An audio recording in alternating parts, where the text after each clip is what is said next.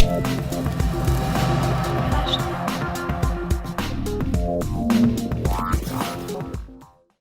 are my way maker. Let's go.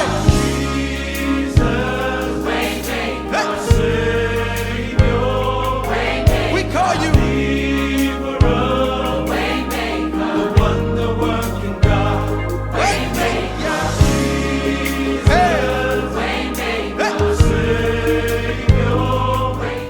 Bonjour, vous êtes encore les bienvenus à cette dévotion de l'UM.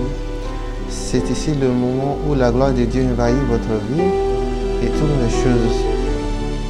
Je ne me suis pas ce qui s'était passé, Dieu a quelque chose de bien pour vous. Hier, nous avons lu dans Jean chapitre 2 et on va retourner là. Aujourd'hui, nous allons prendre le temps pour beaucoup de moments pour considérer la parole de Dieu. Vous savez, lorsque la parole de Dieu vous atteint, il peut régler votre vie et s'il y a quelque chose qui ne va pas, il va le régler et vous serez configuré pour accomplir le plan de Dieu aujourd'hui. Et j'ai la confiance que quand vous écoutez quelque chose d'inhabituel, arrivera. Hier, nous avons considéré le fait que Jésus et sa mère ont été invités à Cana et ils étaient dans cet mariage. Ils ont été invités, il faut noter ceci. Nous avons dit qu'il faut faire attention, celui qui vous invite dans votre vie, parce que les gens qui viennent dans votre vie, il fera beaucoup de différence. Il vient avec tout ce qu'ils ont, leurs potentiels, leurs problèmes, leurs bénédictions aussi. C'est très important donc de prendre le temps pour choisir les personnes que vous invitiez dans votre vie et surtout lorsque vous faites quelque chose de très important. Vous savez l'histoire ici de le mariage de Cana en Galilée. Jésus était fut invité avec sa mère et ses disciples et ça a fait beaucoup de différence. Les Écritures disent qu'à un moment donné, le vin fut épuisé dans le vin dont ils avaient besoin, il faut épuiser. N'oubliez pas que, comme nous avons dit hier, que lorsque les Juifs font un mariage, ils le font pour 7 jours. C'est pourquoi verset 1 commence avec le fait que le 3e jour, ça signifie pas le 3e jour de la semaine, mais du mariage. Si c'était le 3e jour de semaine, c'est une chose différente, mais c'était le 3e jour du mariage. Ça veut dire que un jour, nous aurions cette célébration avec notre Dieu, notre Sauveur. Jésus a appelé l'Église la mariée. Et un peu du jour de l'année, nous allons nous asseoir à la fête au paradis où l'agneau de Dieu va se réjouir avec sa mariée. Et ça sera très glorieux. Donc, ils ont été invités et Jésus, la mère de Jésus, l'a abordé et en verset 5, voici ce que la mère a dit au serviteur. Lorsque Jésus n'a pas répondu, lorsqu'il n'a pas rien fait immédiatement, il a dit laisse-moi faire, laisse-moi le faire. En verset 4, dans la version Amplified, laisse-moi le faire.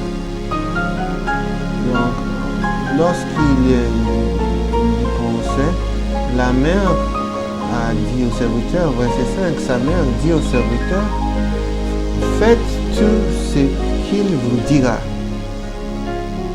Et voici ce qui a changé toutes choses. En cette déclaration-là, quelque chose a été exprimé. La mère de Jésus a exprimé sa foi en le fait que son fils était capable de faire quelque chose. C'est très évident qu'il a auparavant vu des choses inhabituelles lorsqu'ils étaient dans la maison, peut-être dans une situation, un cas où ils ont manqué de nourriture, de quelque chose comme ça. C'était possible qu'elle est arrivée là et elle a découvert qu'il y a de nourriture et peut-être elle a vu beaucoup de choses miraculeuses parce que Jésus était présent. Donc elle a dit au serviteur, faites ce qu'il vous dira. En autre mot, Ne pensez, ne lui demandez pas de questions.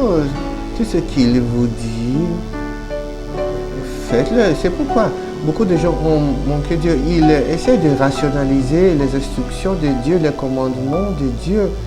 Un Deutéronome, chapitre 27, beaucoup de gens citent. Il dit que si vous garderez les commandements du Seigneur, si vous allez obéir à ses ordonnances, toutes ces bénédictions viendront sur vous et va vous surprendre. Vous serez bénis dans le champ, dans le fruit de votre corps. Vous êtes bénis en toutes parts. Vous êtes bénis lorsque vous entrez, lorsque vous sortez. Il s'agit de l'obéissance à l'instruction. Si vous avez manqué le premier part de cette écriture, les bénédictions qui suivent n'arriveront pas. Donc, la mère de Jésus a reconnu que si ces embarras doivent cesser, il faut écouter les instructions que Jésus va leur donner. Si nous allons écouter les instructions, les commandements de Dieu, je vous le dis, notre vie sera plus mieux. Le Seigneur ne veut pas que vous perdiez votre temps dans la vie, que vous perdrez votre temps dans la vie en allant dans un cercle. Il veut que vous suivez ces instructions. Si vous allez suivre ces instructions, votre vie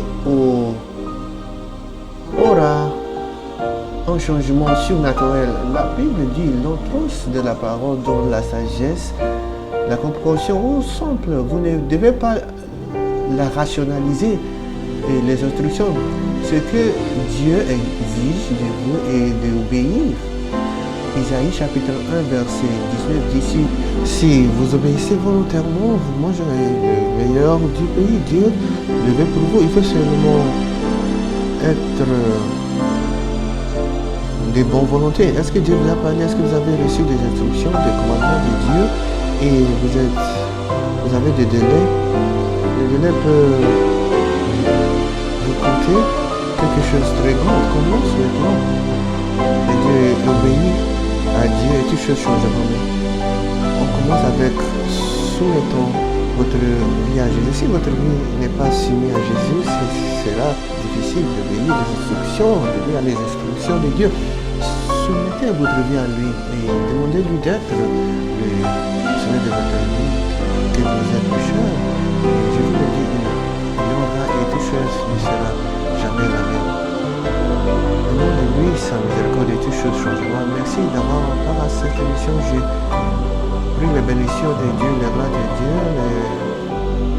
la puissance de Dieu sur votre vie. Aujourd'hui sera une journée glorieuse pour vous. Le reste de cette journée sera en votre faveur. C'est bien avec votre corps, votre âme et l'esprit au nom de Jésus.